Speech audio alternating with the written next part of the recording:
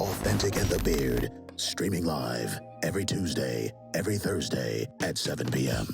Welcome back to the best division in football with your boys Awthentik and the Beard, the best television show not on TV. I hope that everybody got to enjoy their Thanksgiving. I hope y'all got to kick it with your families and get your grub on like I did, man. I definitely enjoyed myself, and I definitely took the over on the 2.5 plates.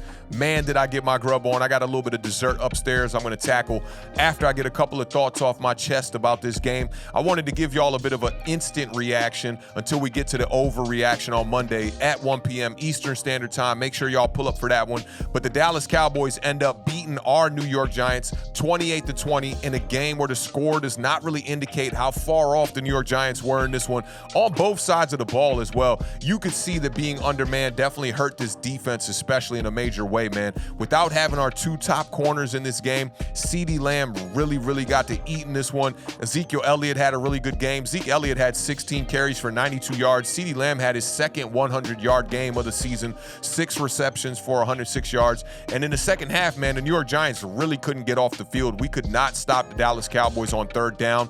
The Dallas Cowboys were 7 of 11 on third down. And in return, the New York Giants were 3 for 11 on third down. And you can't forget about the fourth down early in the game where we couldn't convert with the throw to Saquon Barkely, a pass that was a bit off target, and it was a catchable ball. Saquon Barkely kind of tumbles over, doesn't make the reception. He took full ownership about that, and so did Daniel Jones about the inaccuracies on the throw. And that's the kind of accountability you want to see out of these two players. The other thing I talked about on Thursday's preview show about this game was one of the keys to victory was going to be dominating the time of possession.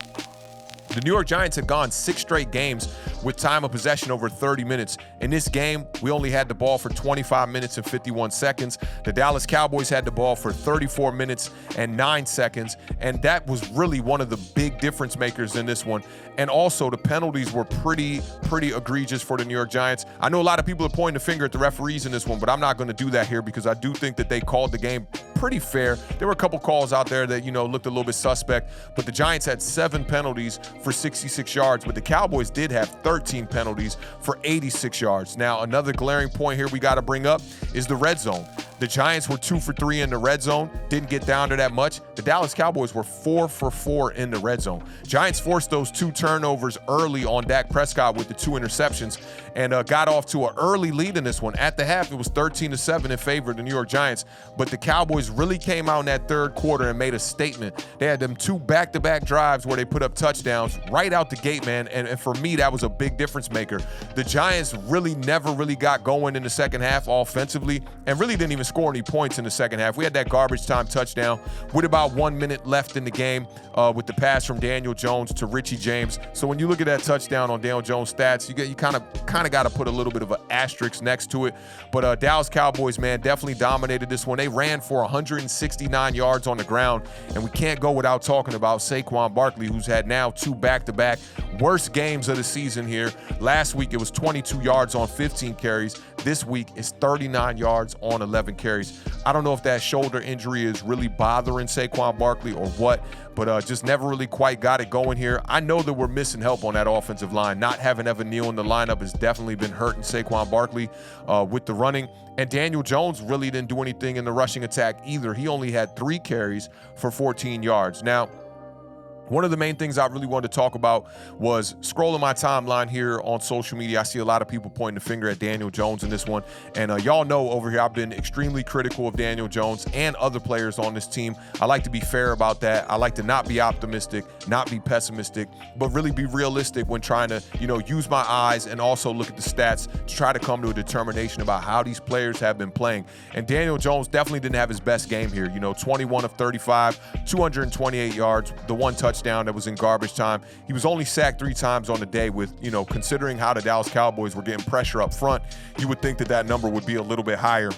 But Daniel Jones has been doing a good job of maneuvering the pocket, finding ways to buy time. And I think that stat kind of shows that because he was pressured a lot in this game. I don't got the pressure numbers just yet, but I know when we see those pressure numbers, they're going to look a bit like what it looked like against Detroit. Detroit, he was pressured 19 times, but he was only sacked twice in the game. So it's going to show you that Daniel Jones is finding ways to extend plays, but he was just never quite comfortable in this one. Definitely some up and down problems with the accuracy and just seemed a bit rushed in the pocket. But I see see the narrative on my social media timelines, people pointing the finger at Daniel Jones for this loss.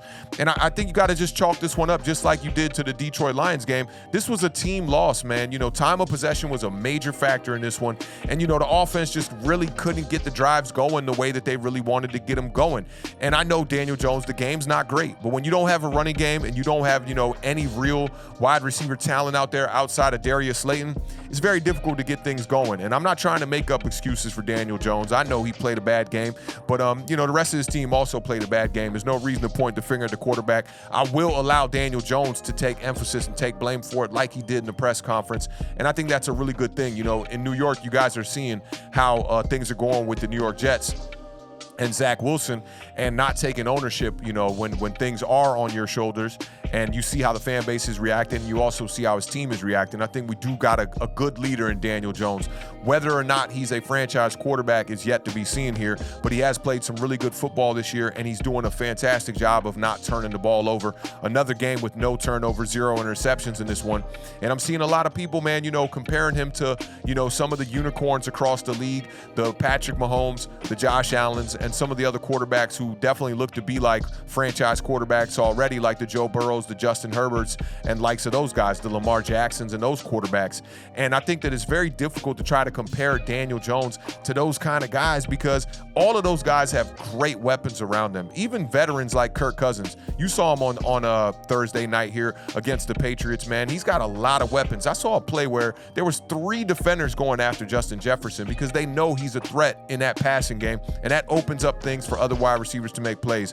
Only 3 wide receivers for the New York Giants got targeted in this game. That was Darius Slayton, Richie James, and Isaiah Hodgins. So that goes to show you that we're extremely strapped, man. And, with Kenny Galladay, being dressed for this game but getting 0 targets, I don't have an answer for that. I did say that this was a big spot for Kenny Galladay, and it should be a time for him to shine with all the injuries happening within this wide receiver core.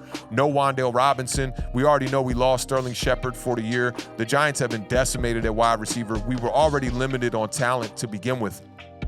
But another game, no targets for Kenny Galladay. I don't know if that's on the coaching staff. I got to go take a look at the snaps to really see what happened there and why Kenny Galladay wasn't a big part in this game. Because, I just feel like we don't have talent out there. How bad could it be to have Kenny Galladay out there?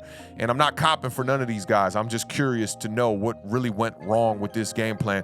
But defensively, I will send a big shout out to Kayvon Thibodeau, man. He was all over the field. You saw him all in Dak Prescott's face, trying to make plays.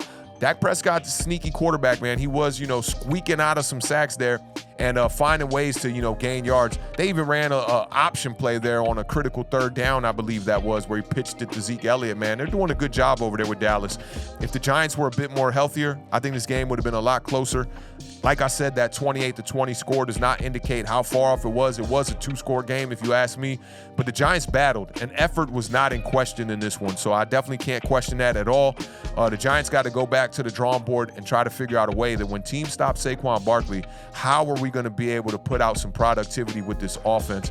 And then also, what are we going to do without our 2 starting cornerbacks? We missed Adoree Jackson and Fabian Moreau in a major way. But all in all, I'm not too down about this loss. I can take this L. We got a bunch of opportunities coming up here with the 2 games against Washington. We're going to have the 2 games against the Philadelphia Eagles and a game against the Colts, a game against the Minnesota Vikings, who the Minnesota Vikings do look like they're back on track here after beating the New England Patriots here on Thursday night. So we'll see, man. This team's got a lot of work to do. We're going to have some rest here, Thursday game. We're definitely going to have a couple more days to get things right there. And I do have faith in this coaching staff to get it done. We'll see, man. Giants definitely still got a shot here at the playoffs. Washington is definitely on our heels, and the Cowboys get up on us one more game there, and they have the tiebreaker on us. So we got to get to business real quickly. We'll see what happens. Injuries are definitely a problem. Hopefully we can get Evan Neal back here for a couple of these games and be able to get back to the running attack, because that is the identity of the New York Giants. We shall see, man. Again, I hope y'all all enjoyed your Thanksgiving. Don't be too down about this loss, man. The Giants will bounce back. I promise y'all that. The Giants will definitely bounce back. Y'all know over here at Awthentik and the Beard, man, we are definitely grateful for all of y'all that support this channel, man. So big salute to y'all. Again, I hope y'all enjoyed y'all Thanksgiving, man. Keep raising that bar. Keep living those dreams. Y'all already know, man. The universe flows in Technicolor and surround sound. Y'all be good. Enjoy the rest of y'all football week. Sunday should be a good good one. Keep your eyes on the NFC East. I'll see y'all on Monday for the Giant overreaction at 1 p.m. Eastern Standard Time. And I'll see y'all on Tuesday at 7 p.m. for the recap of the NFC East. All right, y'all. Be good. Peace. Awthentik and the Beard, streaming live every Tuesday, every Thursday at 7 p.m.